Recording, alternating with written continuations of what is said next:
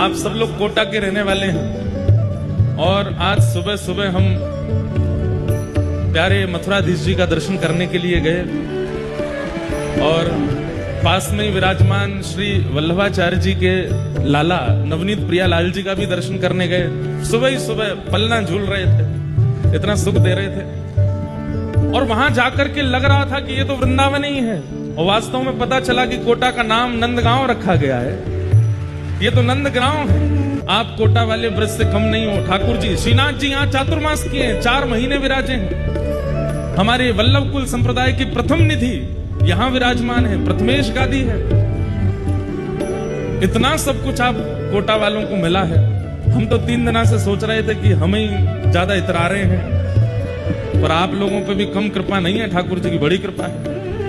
वो मथुराधीश जी की गली, मथुराधीश जी का जो स्थान है, वहां लगता ही नहीं है कि कोई और स्थान है। ऐसा लगता है कि हमारे वृंदावन की कुंज गली है। ये तो विश्राम घाट मथुरा का ये दर्शन है। अरे यहाँ की चंबल भी यमुना जी जैसी लग रही थी आज।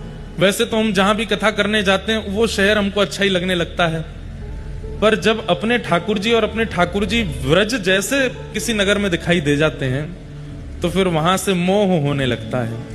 हम पहली बार कोटा आए हैं, एलन परिवार। ठाकुर जी अगर कहीं विराजमान हो जाते हैं और अपना हमारे मथुराधीश बहुत जगह विराजे, नाथ द्वार में भी विराजे हैं, मथुरा गोकुल में भी विराजे, जतिपुरा में भी विराजे, बूंदी राजस्थान में वहां पर भी आप कुछ समय विराजे, भ्रमण काल में खूब जगह जगह गए, पर आपने मूल रूप से कोटा को चुना।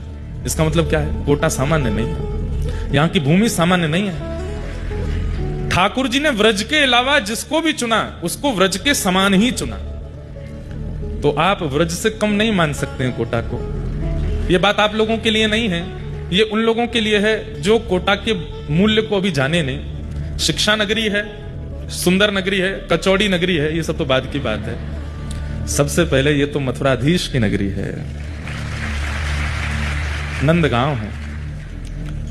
हमको तो एक अलग सा लगाव हो गया, आज दर्शन करके आनंद आया बहुत। और श्री गोसाई अपने महाप्रभु जी की जब युगल चरण पादुका का दर्शन किया तो वहां आचार्य चरण बोले कि जहां कहीं भी महाप्रभु जी की एक ही चरण पादुका के दर्शन हैं, केवल कोटा में ही युगल चरणारविंद के दर्शन हैं, केवल कोटा में ही युगल पादुका के दर्शन हैं।